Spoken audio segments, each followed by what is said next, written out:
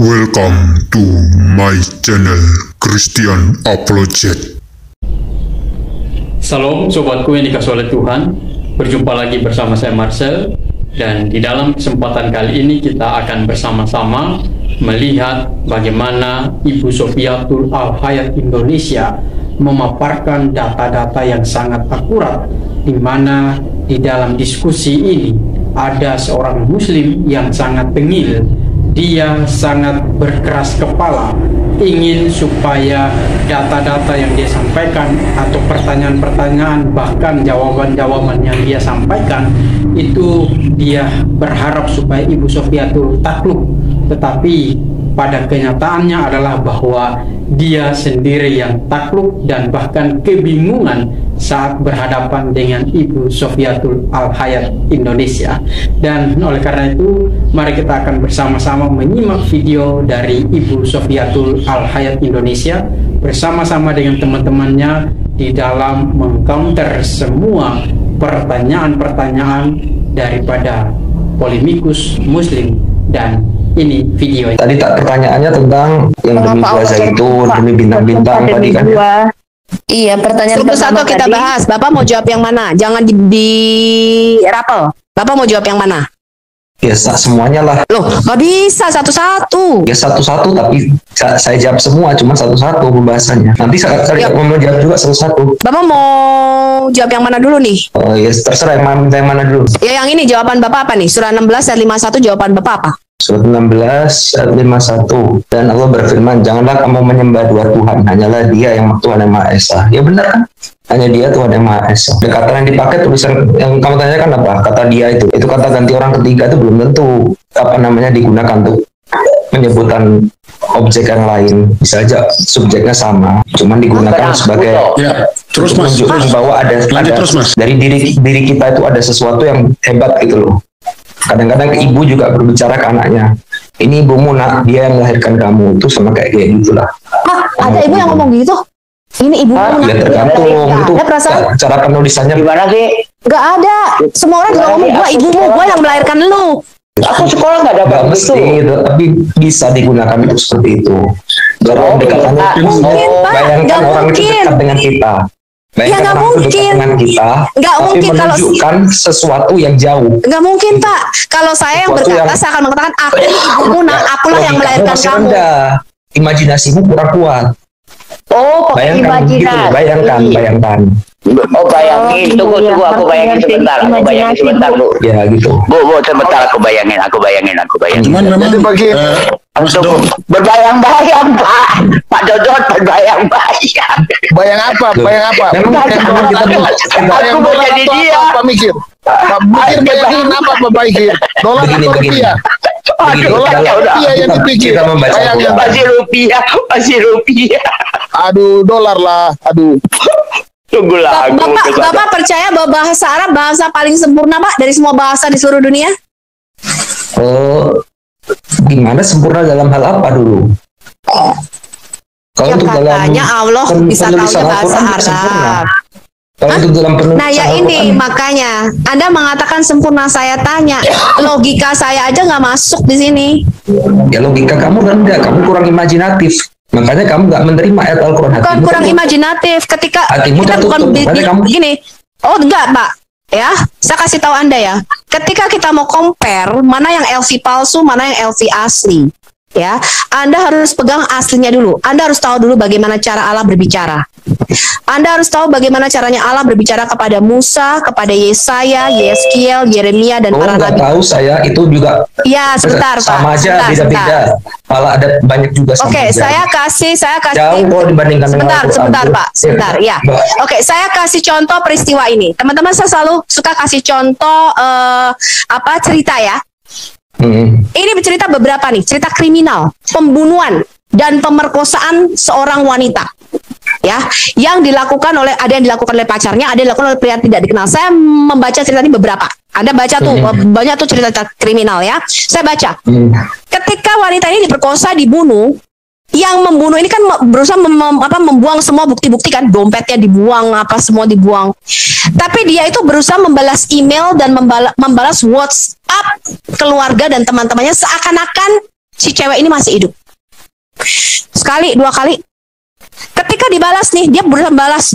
Teman-temannya mulai curiga, ini kayaknya bukan sahabat gue deh. Karena cara dia ngomong nggak begitu. Keluarganya curiga, loh, anak gue biasanya ngomongnya nggak begini, kok sekarang pakai banyak emoji, misalnya ya. Atau kalau saya sangat jarang balas WhatsApp ya. Saya hampir nggak pernah baca yang tidak penting. Dan saya kalau jawab singkat. Jadi orang kalau cerita sama saya panjang, melebar, meluas, kali tinggi, kali dalam, saya jawabnya cuma 1 kata, ya atau tidak. Itu saya.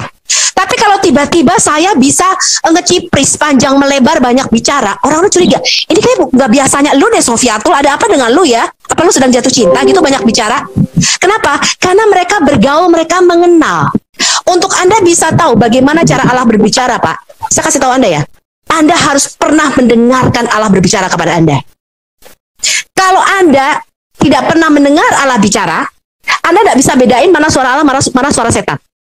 Ketika Anda mengenali suara Allah, keluar nih, kadang audible, suara Tuhan Roh Kudus itu kadang-kadang saya kasih tahu Anda ya, terdengar di telinga, kadang muncul dari dalam hati. Tak. Misalnya nih, buka Matius 16, bawa Alkitab. Nanti kamu, saya pernah ya, judul skripsi itu saya minta sama Tuhan. Tuhan kasih sama saya. Ya, nanti kamu judulnya skripsi ini, tak, persis. Itu suara Tuhan, Pak. Kalau kamu tidak pernah dengar suara Tuhan, dan bagaimana caranya kita baca Alkitab? Kenapa? Karena dalam Alkitab itu Tuhan berbicara.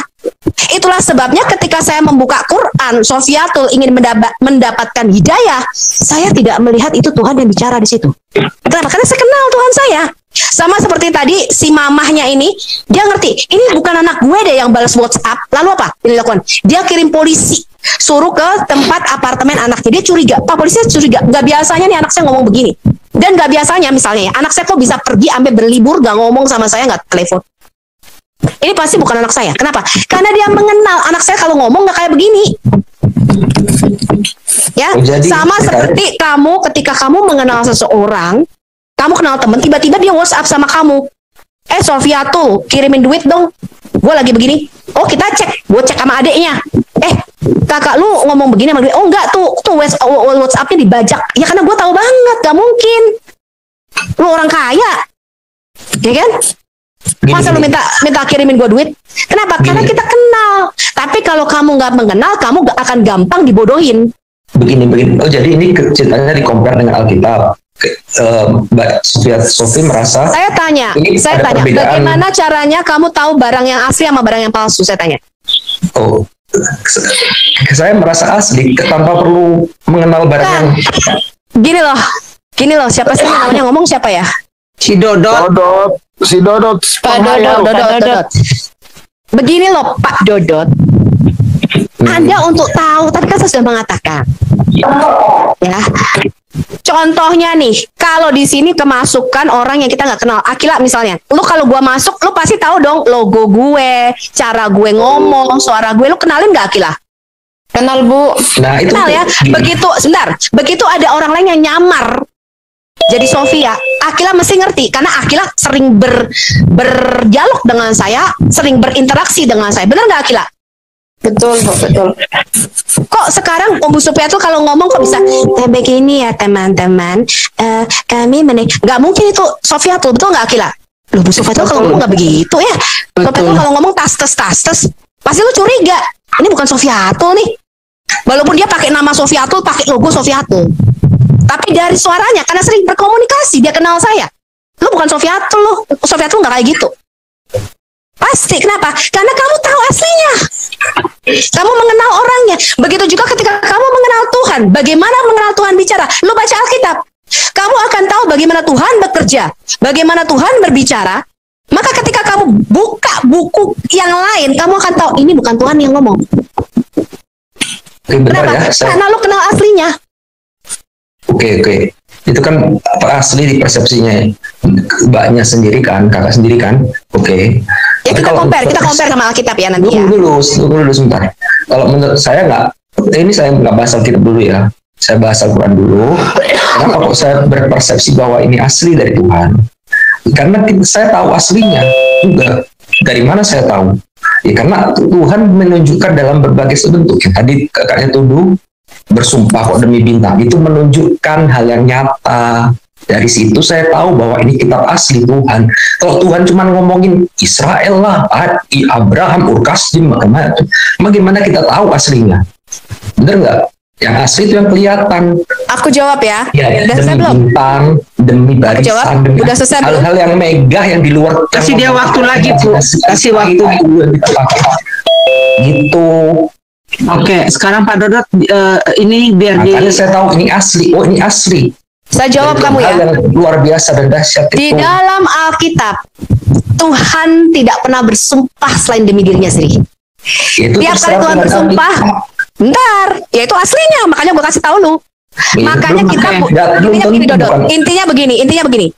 Saya mau menunjukkan kepada semua pemirsa di YouTube, baik itu Kristen maupun Muslim, kita tidak menyembah Tuhan yang sama. Di dalam Alkitab Tuhan berkata begini, aku bersumpah demi diriku sendiri, sebab tidak ada yang lebih tinggi daripada aku. Jadi kalau bersumpah itu tidak boleh dengan yang lebih rendah. Sekarang saya tanya kamu. Itu kan aturan. Saya tanya. Oke, saya tanya. Kalau kamu disumpah di pengadilan, bisakah kamu? Sebentar, saya tanya Dodot. Supaya orang percaya gitu. Sebentar, ketika kamu dipanggil ke pengadilan urusan polisi atau kamu di mana lah, bolehkah kamu bersumpah demi pohon mangga? Demi duit, atau demi duit itu jaminan. Sumpah itu jaminan itu bisa pakai bolehkah duit. Kamu saya jaminkan duit saya untuk saya tanya, bolehkah kamu bersumpah demi kucing dan demi pohon mangga? Saya tanya. Ya boleh saja. Pohon mangga ini kalau misal saya bohong, pohon mangga ini kamu di ambil. Di instansi mana kamu sebutkan, ya di pengadilan mana kamu boleh bersumpah demi kucing dan demi pohon mangga? Saya nggak pernah masuk pengadilan. Mbak, sekedar kamu tahu kalau di pengadilan. Kamu tuh generasi keberapa sih? Lo tanya umur lu berapa sih? Yang lain belaga bego nih Mbak. Makanya kalian kalau bersumpah demi Allah. Mbak Sofiatul. Boleh saja Bu. Cuman dalam agama memang kalau setiap manusia tidak diperbolehkan. Kamu tuh generasi keberapa sih? Kok cara mikirnya bisa gitu? Enggak, aku heran sama lu. Kok lu nggak pakai logika? Mungkin begini. Artinya untuk bersumpah demi apapun saja itu tidak ada aturannya. Tetapi menjadi masalah jika itu untuk dijadikan sebagai kekuatan daripada sumpahnya itu menjadi tidak bermakna. Orang bisa bersumpah demi apa saja, tetapi menjadi tidak bermakna. Menjadi masalah jika yang bersumpah ini adalah Sang Pencipta. Tentunya sumpahnya harus bermakna. Sumpahnya harus bermakna. Karena dari apa yang ditujukan dalam sumpah itu sesuatu yang indah, sesuatu yang mungkin orang tuh bisa bangkit. Yang mah bebas. Dodot, sabar dulu Dodot, Pak RPM lagi bicara. Silakan Pak RPM, nanti giliran kamu. Kacau. Silakan Pak, lanjut Pak. Bukan yang bicara Pak Iwan, silakan Pak Iwan. Ya, jadi Jangan, tolong sebentar.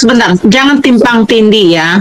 Tolong juga untuk Pak Dodot, kalau lagi ada pihak yang sedang menjelaskan, jangan ditimpang tindih. Jadi biar teratur pembicaraannya.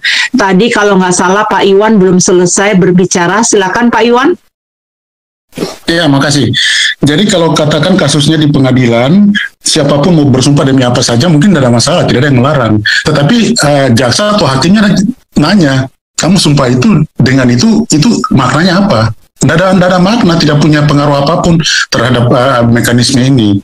Sehingga dengan demikian kalau kita bawa ke level yang maha kuasa, apabila dia bersumpah, maka sumpahnya itu harus menjadi jaminan yang genuine dan punya otoritas, dan otoritasnya itu adalah dirinya sendiri. Sehingga mengapa dia harus bersumpah demi dirinya sendiri? Karena dialah yang menjamin. Sayalah sang penguasa, sehingga saya bersumpah dengan saya sebagai sang penguasa. Tapi kalau saya bersumpah menggunakan menjaminkan yang levelnya ataupun di bawah saya, maka sumpah saya menjadi tidak bermakna. Itu yang membedakan.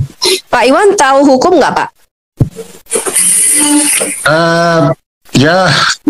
Saya tanya Pak, kalau di pengadilan tuh boleh nggak sih sumpah demi pohon mangga, demi kucing?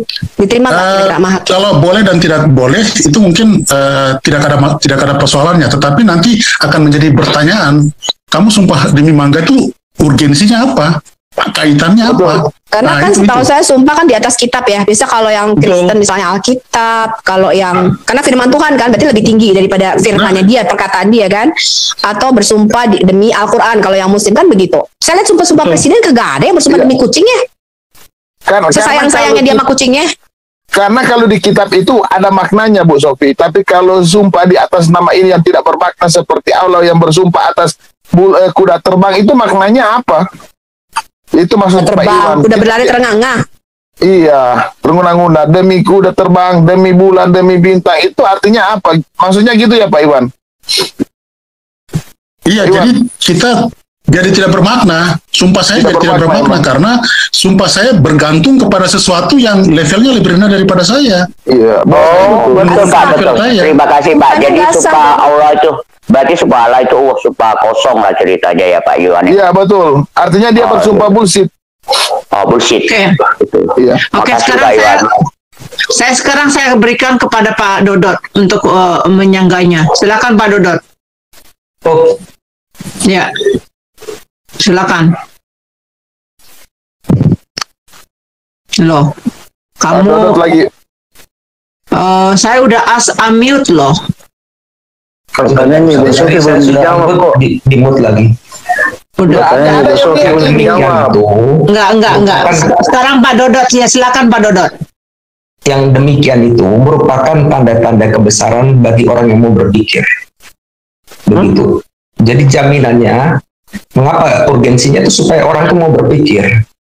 Oke, saya tanya Pak, apa istimewanya buah tin dan buah zaitun? Kayaknya saya jarang makan ya. Kenapa nggak demi apokat dan saya suka sekali stroberi? Karena ya buah pohon tin, pohon zaitun itu punya manfaat sendiri pada audiensnya, masyarakat umat Nabi pada saat itu. Ini coba bukain buah tin dulu, atau aku yang mau buka? Ini siapa yang buka? Saya. Iya Bu Sofi, kalau udah ada laptopnya Bu Sofi aja. Buatin pohon arah. Saya apa Reza? Ini siapa yang share screen siapa? Akila dulu nanti itu saya. Oke. Gantian aja. Buatin buah apa satu itu nama tadi? Buatin apaan sih? Coba aku cari tahu ya. Buatin apa ya? Buatin. Buatin itu buah ara. Gua tanya. Iya. Buatin itu buah ara. Iya kan. Jadi begini, buatin buah zaitun, kamu kentut, saya sinting. Tunggu dulu Pak Gili. Iya benar kan Sofi. Ini ceritanya Pak Alfat pergi ya nih ya, Pak Alfat. Udah keluar Pak Alfat. Iya udah keluar dia. Oh siapa? Nggak pakai H. Pak. Tadi jawab siapa ya? Pak Dodot, silakan Pak Dodot. Nah, ya. Gimana? Ini Pak, buatin. Ini aku kasih lihat ya. Buatin. Udah Reza aja deh. Gue nggak suka ini. Gue tuh sukanya strawberry, tau gak sih? Yang lain aja. Buah strawberry lagi naik harga. Gue sukanya blueberry, strawberry. Gue suka banget. Ya, apa ada aja lah. Nah, ini kalau saya buah durian Bu Sofi. Iya demi buah durian. Apa? Ini sekarang saya tanya ya Pak, demi buah tin dan buah zaitun ini kan Allah Anda bersumpah ya, betul nggak, Pak Dodot? Terus demi Gunung Sinai, demi negeri Mekah, sungguh kami telah menciptakan manusia dalam bentuk sebaik-baiknya. Anda kasih tahu saya, jelaskan hubungannya ayat 1 sampai 4. Apa hubungannya buah tin, buah zaitun, Gunung Sinai, negeri Mekah, dan penciptaan kamu? Apakah kita diciptakan bentuknya menurut buah zaitun dan buah tin? Kalau saya rasa lebih bagus buah pir, benar nggak sih? Buah pir sama pisang. Kalau kita diciptakan menurut buah pir sama bentuk pisang atau ketimun, kayaknya lebih bagus, bener nggak? Iya dong. Coba sekarang Pak Dodot kasih tahu Sofiatul, biar Sofiatul mendapatkan hidayah. Apa hubungannya buah tin, buah zaitun, Gunung Sinai, negeri Mekah, dan penciptaan manusia dalam bentuk yang sebaik-baiknya? Empat ayat aja jelasin sama saya.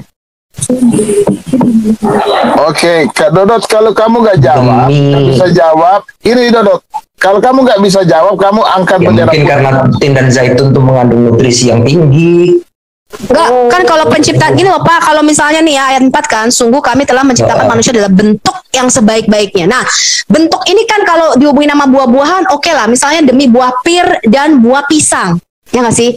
Kenapa gue selalu ngomongnya pisang ya, jorok banget. Ya, mungkin ada manfaatnya yang berlebih lah di atau zaitun itu, entah itu nutrisinya yang berlebih atau sebentar, gimana. aku mau share screen dong.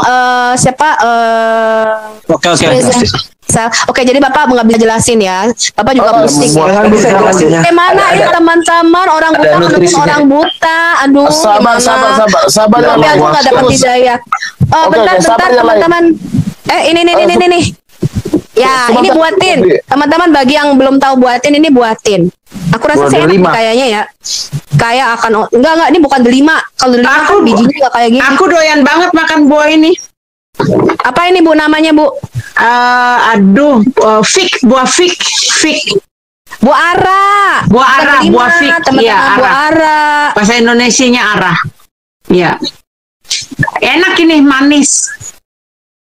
Tuh ya. Bu, tolong dikirim Bu ke Indonesia 2 kilo. Buahnya sih murah. Tahu nggak lu ongkirnya? Iya. Ongkirnya 3 jutaan mungkin. Ya, udah lah, lu nggak butuh buah ini, lu butuh buah dada, Billy. Lu nggak butuh buah ini. Aduh, dari tadi aku tantang dulu Bu Sofi. Aduh. Apa sih? Ini demi ini. Nah, sebentar teman-teman. Ini buah zaitun. Ya. Enak gak ini buah zaitun? Saya pernah makan buah zaitun. Saya masih ada di kulkas nih, mau lihat nih. Saya banyak nih buah zaitun. Saya doyan. Lihatin Bu. Di Afrika, Asia, Australia, Hawaii.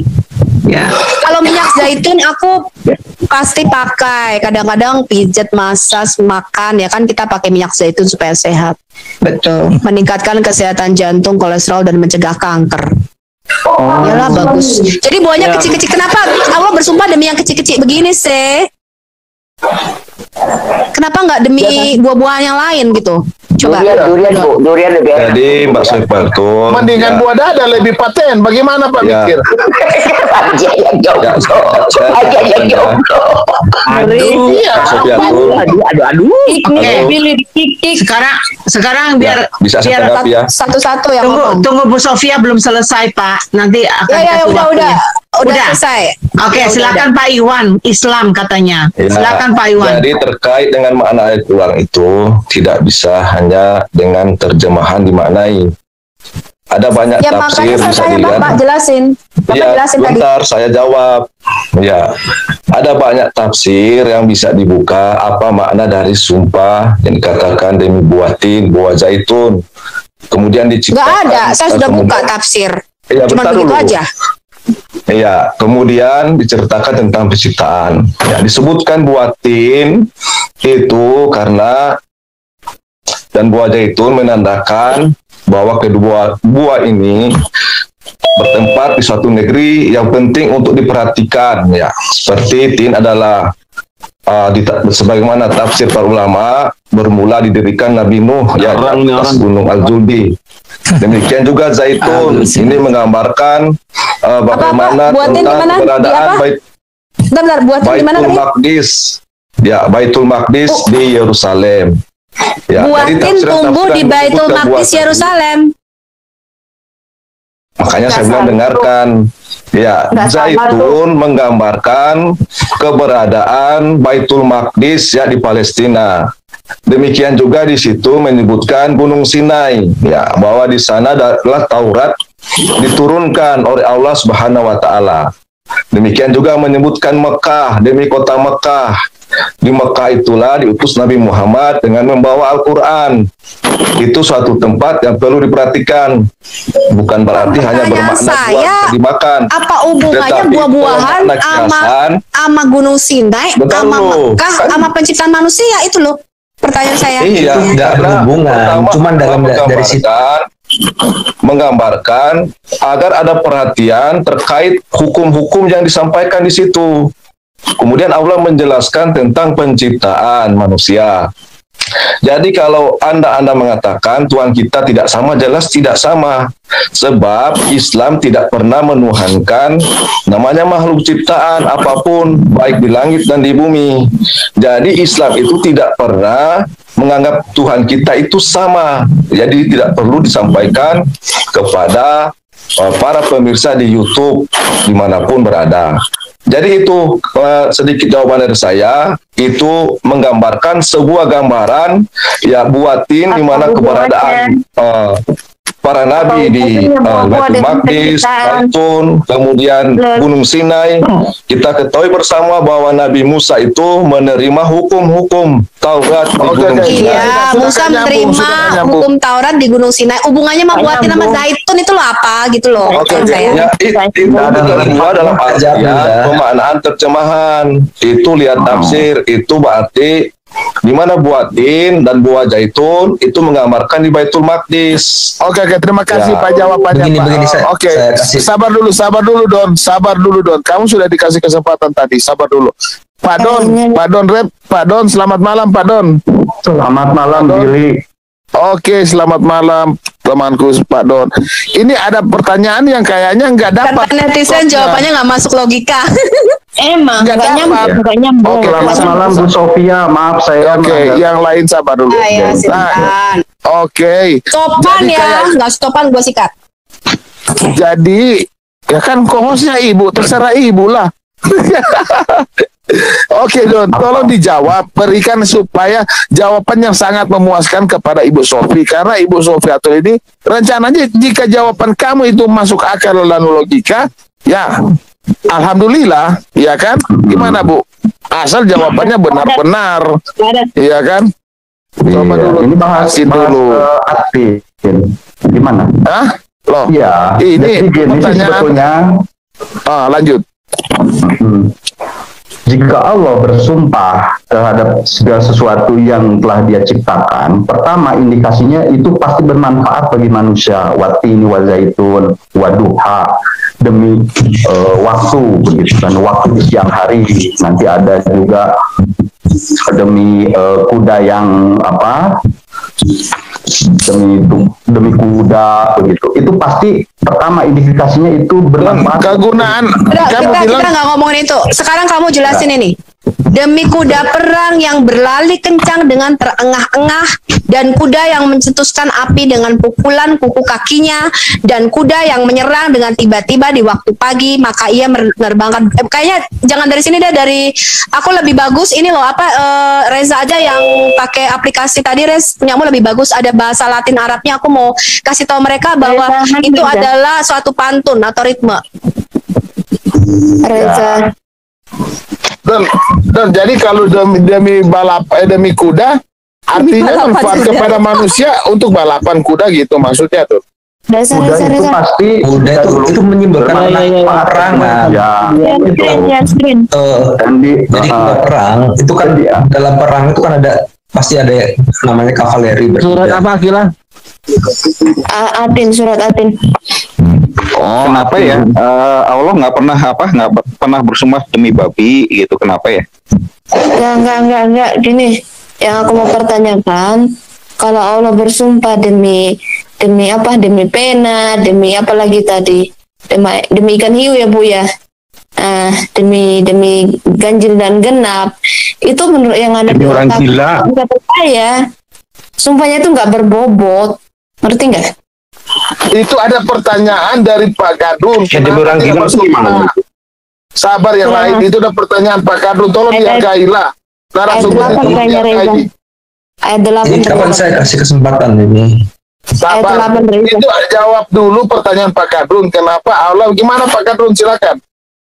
Ini saya belum selesai tadi menjelaskan gimana ini, sedikit aja, semenit. Enggak, dikumpulin dulu jawabannya karena ada mau kasih data dulu, baru Pak Don simpulkan satu kali biar simpel, biar nggak terlalu buang waktu. Boleh. Reza, kenapa coba Reza, suaraku kedengeran nggak? Dengar. Enggak Aku ketiduran tadi. Ya ampun, bang, suara itu. Ayat 8 coba, ayat 8. Ini dah. Ayat 8. Ini udah nih. Demi kuda tadi Allah bersumpah demi kuda. Hanya di ayat-ayat yang di bawahnya Reza, ayat 9, 8 mungkin. Tetap surah yang sama tapi di ayat 7, 8 gitu loh Reza. Oh ya.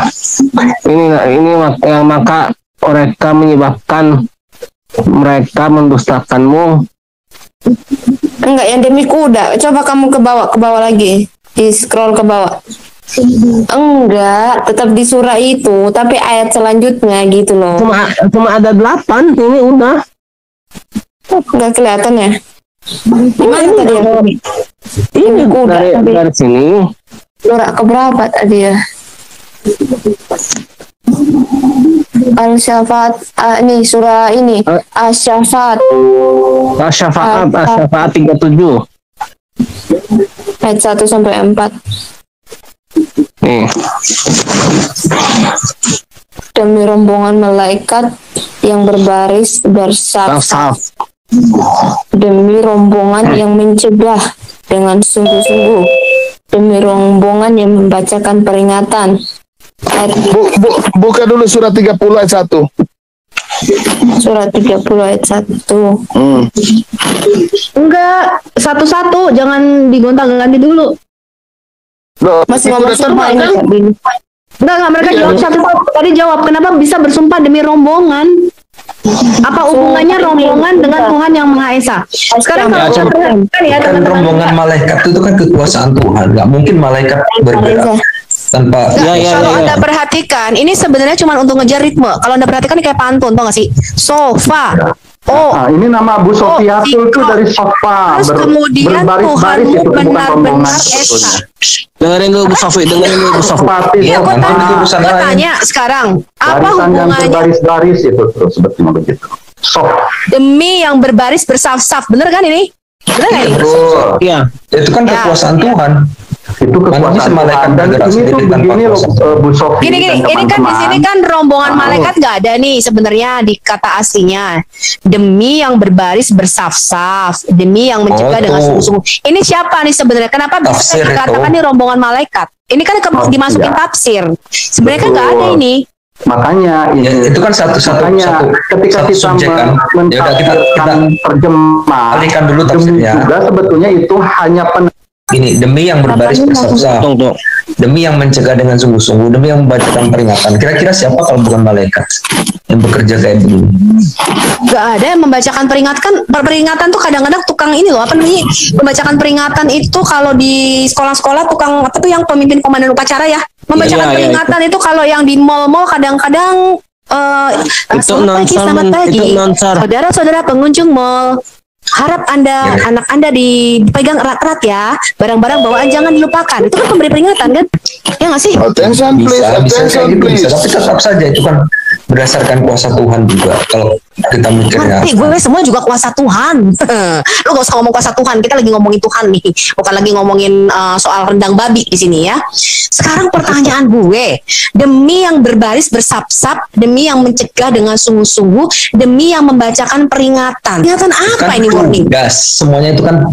Ya, ini mau bertugas. Ya, oke. Ada orang yang bertugas kan. Ada orang yang bertugas. Itu lagi baris. Orang yang bertugas lagi baris. Ada yang lagi baris. Ya, ada yang mempekerjakan kan? Siapa yang mempekerjakan? Kalau berbaris-baris ini kan bisa rombongan upacara kan? Benar nggak sih? Iya, tergantung konteksnya juga. Kalau kayak gitu ya nggak kalau kayak gitu ayat tempatnya diganti. Sungguh kepala sekolahmu memang pintar dan cerdas gitu. Ini kan sudah jelas Tuhan. Pakai logika kamu lah, pakai logika kamu lah. Hubungannya apa rombongan amat Tuhan benar-benar esa itu loh gua. Nah, karena yang satu rombongan makanya bisa mempekerjakan rombongan ini. Lu kasih gua hidayah deh, lu pinteran dikit. Lu kasih gua penjelasan ini hubungannya apa, ayat 1, 2, 3, 4 nih hubungannya apa, lu jelasin sama gue. Jadi begini, demi yang berbaris bersaf-saf. Berarti di sini kita akan lihat ada sesuatu yang berbaris bersaf-saf. Itu berarti suatu pekerjaan kan. Dan terus demi yang mencegah dengan sungguh-sungguh. Kira-kira apa yang mencegah dengan sungguh-sungguh? Yang jelas kita tahu ada subjeknya. Subjeknya itu orang yang melakukan suatu pekerjaan demi yang membacakan peringatan. Nah, sungguh Tuhanmu benar-benar esa. Berarti Tuhan ini kira-kira dalam konteks apa kira-kira sehingga menjelaskan ketiga ayat sebelumnya ini? Ya, pasti malaikat Tuhan lah. Jadi malaikat ini yang diperintahkan oleh Tuhan untuk melakukan tugas-tugas ini. Jadi tugas malaikat itu baris berbaris begitu? Iya. Aku bingung. Ini upacara juga di surga ya. Ini kayak seperti begini, Don. Kalau saya buat puisi, demi semut-semut yang masuk di lubang, demi cicak-cicak di dinding, demi nyamuk-nyamuk yang terbang. Loh, artinya apa sih, Bil? Baru kekunci. Allah Maha Esa. Gak nyambung. Nyambung aja. Tahu nggak lu kalau ngomong gitu lu langsung ditimpukin tomat. Dasar orang gila. Kalau kita mikirnya segala sesuatu yang ada di dunia ini kan karena kuasa Tuhan. Emang kayak gitu. Lu tuh dari tadi ngomongin semua kuasa Tuhan, semua kuasa. Ini kita lagi ngetes, benerkah Tuhan lu maha kuasa gitu. Udah sekarang surah 100 bukain aku tuh surah 100. Reza. Ya. Demi semut-semut yang berbaris, demi cicak-cicak di dinding. Masa lu baca begini lu kagak ngerti artinya, Sisa? Lu kagak bisa kasih gua hidayah, Sisa? Surah 100, Reza. Surah 100. Dengerin dulu. Kalau ini tuh ayat ini tuh sudah kontradiktif kalau menurutku. Jangan musim KW deh. Kalian tuh musim KW orang buta menuntut orang buta. Udah tahu Sofiatul buta. Kalian gak bisa jelasin pula. Bagaimana Sofiatul bisa mendapat hidayah? Demi cicak-cicak di dinding. Surah 100. Ya. Sebetulnya penjelasannya di ayat 5 ada. Surah 100. Surah 100. Ya, gantian kalau ngomong. Siapa yang ngomong? Gua gak bisa lihat ininya. Dodot, lebih baik kamu jangan sambungkan gimana seterusnya. Kalau ngomong. Karena lebih jauh, ayatnya lebih nggak jelas lagi, nggak ada penyambungannya, Dodot. Wait, aku baca. Supaya memaksa kamu Aku baca. Udah gua paksa nih berpikir nih, Dot. Masa lu kagak percaya gue 147 sih? Udah gua paksa seluruh otak dengan seluruh potensi neuron-neuron yang bermiliar-miliar ada di otak pun udah gua paksa untuk berpikir. Tetap jangan nyambung neuronnya. Terusin dulu sampai selesai ayatnya. Baca sekarang jelasin nama gue. Aku baca ya. Akila.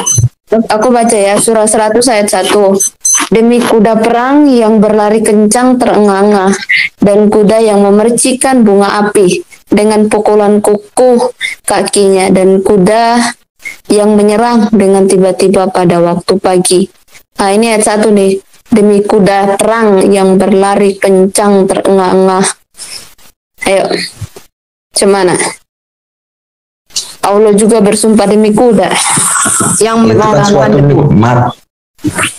Apa? Kuda nikmat? Iya, maksudnya kan suatu nikmat untuk manusia yang diberikan nikmat. Itu kan dalam konteks perang kan, menaklukkan suatu negeri kan, sudah untuk mengalahkan musuh kan. Kita menang itu kan suatu nikmat, suatu anugerah dari Tuhan. Coba dilihat dulu ayatnya itu sampai selesai dulu, coba dilihat. Maksudnya gimana sih, Dot? Lu mau ngomong apa sih? Perang itu nikmat gitu maksud lu? Kemenangan coba Akila tuh yang share screen dulu. Kekuatan lah. Itu menimbulkan kekuatan. Perang menimbulkan kekuatan. Menyimbolkan kekuatan. Terus simbol dari kekuatan. Simbol dari kekuatan. Power. Ini Pak Malikil nih, Pak Malikil masuk nih. Lu jangan buat gue makin gila ya. Ini gue mau mendapat hidayah lo. Jangan bukan makin gila ya. Terima kasih. Tuhan Yesus memberkati. Amin. Welcome to my channel Christian Apologet.